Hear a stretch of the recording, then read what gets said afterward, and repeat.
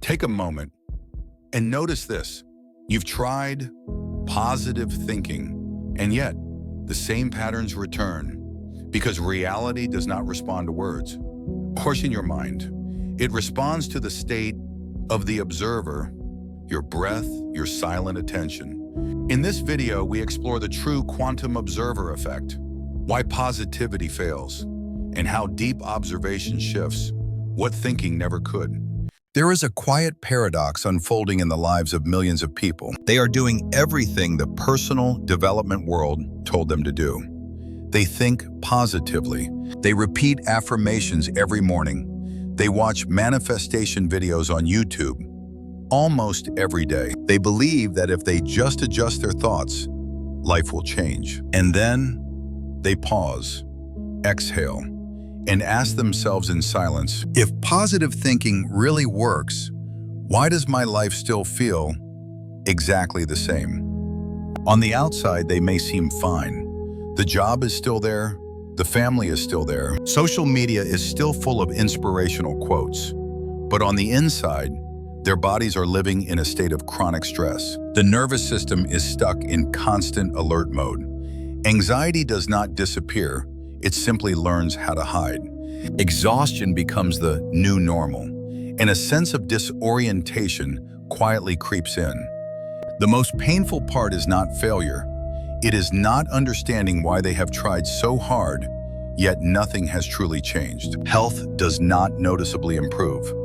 Relationships keep repeating the same old patterns. Finances do not break through, even though they have visualized and raised their vibration. Here is the truth. The problem is not a lack of effort. The problem is that they were taught the wrong way to understand reality. The deeper cause of this stagnation comes from a widespread misunderstanding, the quantum observer effect. They confuse thinking with observing. In reality, thinking is the activity of a conditioned mind, while observing is a state of deep awareness. And reality always listens to the body, not the words. Because you have begun to change at the place where reality is truly created. There is an important truth that very little personal development content states clearly. The human brain does not respond to beautiful thoughts. It is not programmed to reward positive phrases, spiritual slogans, or self-soothing statements repeated in the mind. At its deepest level, the brain is concerned with only one question: is this body safe?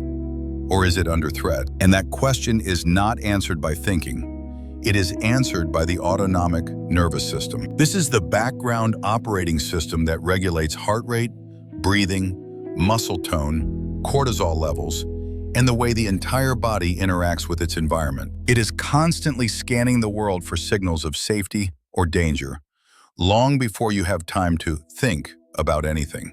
So when someone is thinking positively, while their nervous system is still locked in survival mode, fight, flight, or freeze, the body does not hear the positive message at all. What it senses instead is tension, shallow breathing, tight shoulders, a clenched jaw, a contracted stomach. All of these signals tell the brain one clear thing: we are not safe. And when the body does not feel safe, it sends a very specific signal back into the environment, a stress response, not through words, but through biology, through hormones, through neural signaling, through posture, eye contact, reaction speed, and the unconscious decisions you make every day. This is why so many people feel as if they are doing everything right, yet life keeps responding with the same familiar patterns. This is the moment where we need to move from emotion into scientific intelligence. In the popular framing of quantum physics, there is a critical point that is often misunderstood. Observation is not the same as thought. Observation does not mean thinking harder, focusing more intensely, or visualizing more vividly. At a functional level, observation is a combined state, coherence between attention, emotion, and physiology. In other words, observation equals a coherent state of attention, plus emotion, plus physiology. When these three elements are not aligned, no real interaction takes place. You may be thinking positively, but if your underlying emotional tone is anxiety, and your physiology is locked in tension, your system is broadcasting noise, not a clear signal. From a neuroscience perspective, this is where neuroplasticity is actually activated. The brain does not reorganize itself because you repeat affirmations. The brain reorganizes when the nervous system shifts from threat into safety, long enough to learn a new pattern. Only then can new neural connections form, and only then can old reflexes begin to dissolve. Reality, in this sense, does not respond to the law of attraction as a kind of magic trick. It responds to state, to how your body is inhabiting each moment, to the level of coherence or fragmentation in your nervous system. This is why two people can think the same thought, say the same affirmation, and receive completely different results. The difference is not in the thought itself, it is in the baseline state from which that thought is generated. When you begin to understand this neuro-quantum mechanism, something important happens. You stop trying to force reality to change through willpower. Instead, you begin working with the system that is actually running your life. And from that point on, change is no longer based on hope. It becomes a process you can observe, feel, and gradually regulate, step by step. In modern quantum physics, there is an important truth that is frequently distorted in popular manifestation content. The observer effect does not say that thoughts create matter. There is no serious, peer-reviewed physics research claiming that reality automatically changes simply because you think hard enough. What quantum science actually points to is something far more precise. Measurement and interaction influence observable outcomes. In other words, a system responds to how we interact with it, not to mental slogans repeated inside the mind. This is not magic. This is mechanism. When we move from quantum physics into modern consciousness science, the picture becomes even clearer. Neuroscience research shows that a person's state of attention directly changes how the brain processes information. When attention is fragmented, stressed, or dominated by anxiety, the brain prioritizes survival circuits over circuits related to learning, creativity, and social connection. When attention becomes stable and present, the brain begins to process data in an entirely different way. Not because the universe is listening, but because the brain itself is operating in a different mode. Emotion and physiology play a central role in this process. Psychophysiological science has demonstrated that emotions are not merely subjective experiences, but measurable biological states. Heart rate variability, cortisol levels, and autonomic nervous system activity all shape how humans perceive reality, make decisions, and take action. When the body is locked in chronic stress, the brain interprets the world as dangerous. When the body experiences safety, the brain begins to perceive possibility. This is where research on heart-brain coherence becomes especially relevant. Numerous peer-reviewed studies show that when heart rhythms and brain activity move into a coherent pattern, individuals gain greater emotional regulation, improved focus, and enhanced cognitive performance. There is nothing mystical about this. These are biological signals measured with instruments. Similarly, mindfulness-based stress reduction programs, now widely used in clinical medicine, have consistently demonstrated reductions in stress and anxiety, along with measurable improvements in overall health. Another highly compelling example is the placebo and nocebo effect. Placebo does not work because of vague belief, but because physiological state alters how the body responds to treatment. Nocebo, on the other hand, shows that when a person is in a state of fear or negative expectation, that state itself can worsen health outcomes. Reality does not respond to abstract thoughts. It responds to the biological state operating underneath it. From all of this research, science arrives at a consistent conclusion. State precedes outcome. Internal state always comes before external results. For example, two people may say the same words, enter the same opportunity, or take the same action. But if one person is operating from tension, defense, and nervous system insecurity, while the other is operating from regulation. In neural coherence, the outcomes they experience will be entirely different. Not because of fate, but because their nervous systems are broadcasting two very different signals. Science does not deny the role of consciousness. It places consciousness where it actually belongs. Reality is not created by thought, but by state. And when you understand this, belief is no longer required. You can test it directly inside your own body. There is a moment in the journey of awakening that many people miss. It is not the moment you come up with a new idea, not when you learn another manifestation technique or finish a spiritual book. It is the moment you realize the problem was never your thoughts. Most positive thinking content online never talks about this. It encourages you to change your thoughts as quickly as possible, to replace negative emotions with positive affirmations, as if what you are feeling right now is a mistake that needs to be fixed. But the uncomfortable truth is this: positive thinking is very often born from resistance to the present moment. It is not peace. It is an attempt to escape what you are actually feeling. When you feel sad, you try to think positively. When you feel anxious, you try to raise your vibration. When you feel confused, you imagine a better future. And in that moment, you are sending a very clear message to your nervous system. Your body does not listen to affirmations. It only hears the urgency, the tension, and the avoidance underneath them. Quantum observation in the context of science and consciousness, has never been about using thoughts to create reality. It is the ability to stay with experience without judgment. It is a depth of presence so complete that nothing needs to be forced to change. This sounds simple, but it requires a great deal of courage. When you stop trying to manifest and begin to observe, you are invited to do something very specific. Name the emotion that is present. No sugarcoating, no explaining, no fixing. If you are suffering, call it suffering. If you are happy, call it happiness. If you are confused, call it confusion. Then pause.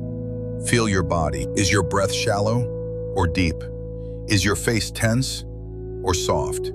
Is your heartbeat fast or slow? Is your body warming up or cooling down? Is there an area of discomfort, an area of ease? This is not psychological analysis. This is pure sensory presence. And right here, something very important happens. It is not your thoughts that collapse possibilities. It is your presence. Presence collapses possibilities. Wishful thinking does not. For decades, science believed that genes were destiny, that what you inherited from your family would determine who you become, healthy or ill, anxious or at peace. But epigenetics has fundamentally changed how we understand healing. It reveals a deeper truth. It is not only your genes that shape your life, but the environment in which those genes are living. And the most important environment of all is your internal environment. In quantum physics, the observer affects reality.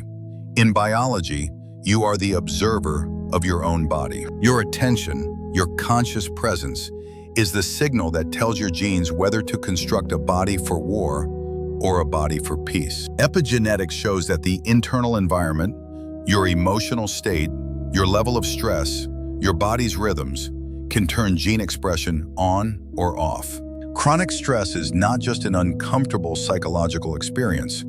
It is a powerful biological signal that activates survival genes and pushes the body into a constant state of alert. In that state, healing is not the priority.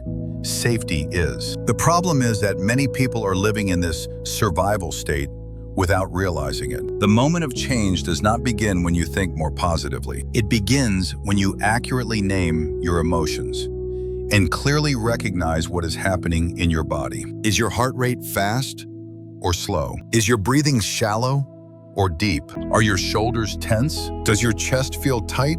The instant you recognize these signals, you enter a form of biological intervention that is subtle but extremely powerful. You do not need a quiet room. You do not need to close your eyes and meditate for 30 minutes. You can even be in the middle of a crowded place without anyone noticing. You simply take one deep breath in and exhale very slowly, very gently. No forcing, no effort, just letting the breath complete itself. After just one breath or a few gentle cycles, your heart rate begins to change. And soon after, your emotional state shifts as well. This is not imagination. This is physiology. Slow breathing sends a direct signal to the nervous system that the danger has passed. The body begins to exit survival mode. And in that moment, you are doing something profoundly important. You are sending a new signal to your body, a signal that allows healing to occur, a signal that creates the conditions for biological restructuring at the cellular level. Healing, in this context, is not about fixing thoughts.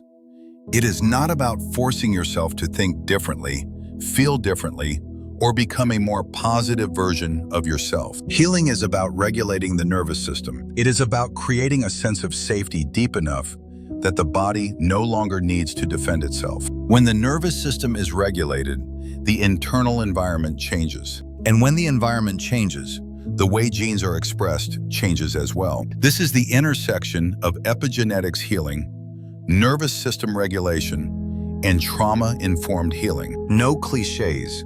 No spiritual bypassing, just a biological truth that has been overlooked for far too long. The body can only heal when it feels safe.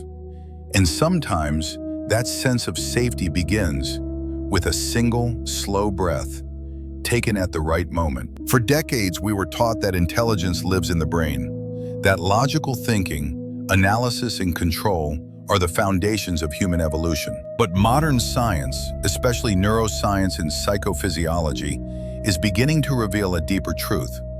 Intelligence does not reside in the brain alone. It lives in the synchronization between the brain, the heart, and the entire body. When these three systems are not aligned, a person can be highly intelligent, yet still feel confused, anxious, and make decisions that work against themselves. But when the brain, the heart, and the body begin to speak the same language, something else emerges. Science calls this state heart coherence, the synchronization of heart rhythms, the nervous system, and brain signals. In this state, the heart is no longer just a biological organ. It becomes a stable source of electromagnetic signaling, directly influencing perception, emotion, and decision-making. Not in a mystical sense, but in a biological one. When the heart rhythm becomes steady, slow, and coherent, neural noise decreases. The prefrontal cortex functions more clearly.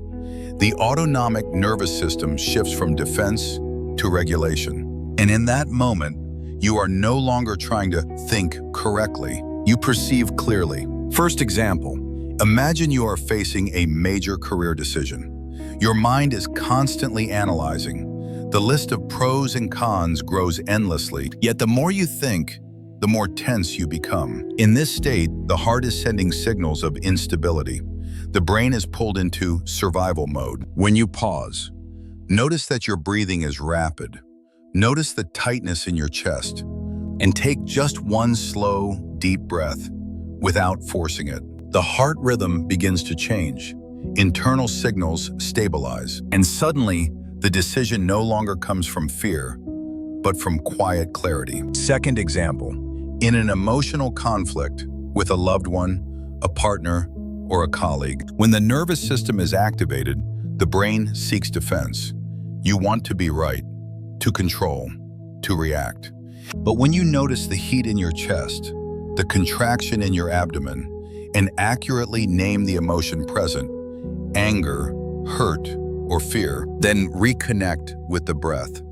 Something subtle happens. You are no longer pulled into reaction. You observe without judgment. This is the true meaning of the quantum observer. No control, no forcing, no manipulating reality with thought, just presence, observation, and allowance. When the brain becomes quiet, neuroscience, the internal energy field stabilizes. Quantum metaphor. You enter internal coherence, a state where action is no longer separated from sensation. This is not positive thinking. It is not meditation as avoidance. This is heart intelligence, a form of knowing that only emerges when the body feels safe. A small ritual for you right now. Pause. Inhale slowly. Exhale a little longer. And in the comments, write one single word that describes what you feel in your body right now. No explanation, no analysis, just name it. That is the first step toward coherence. Understanding by itself does not create change. Only when knowledge is brought into the body does it become lived experience. That is why the most important part of any healing journey is not how much you understand, but what you do with that understanding, right in the middle of everyday life. So let's begin with the simplest thing of all, the breath. Right now, you do not need to close your eyes. You do not need to disconnect from the world. You only need to allow your body to regulate. Inhale slowly. Feel the air pass through your nose, down into the chest, down into the belly. Exhale a little longer. No pushing, no controlling, just letting the breath leave on its own. As the breath slows, a subtle connection begins to form, a connection between the heart and the brain. The mind becomes quieter, the heart softens, and your attention moves away from the stream of thought and returns to sensation. This is the key point. Healing does not happen when you think better. It happens when you observe sensation instead of being carried away by thought. From this state, knowledge begins to turn into action. Before an important decision about work, finances, or a personal turning point, pause. Take one slow breath. Where will this action lead me? Is it truly good for me and for the people around me? When stress or anxiety arises, recognize it. Name it clearly. This is anxiety. This is fear. This is pressure. And when the body feels safe, reactions no longer control your behavior. In relationships, this is where the practice becomes most subtle. If you want to go fast, go alone. If you want to go far, go together. Stop trying to think your way into a new life. That is how understanding becomes living.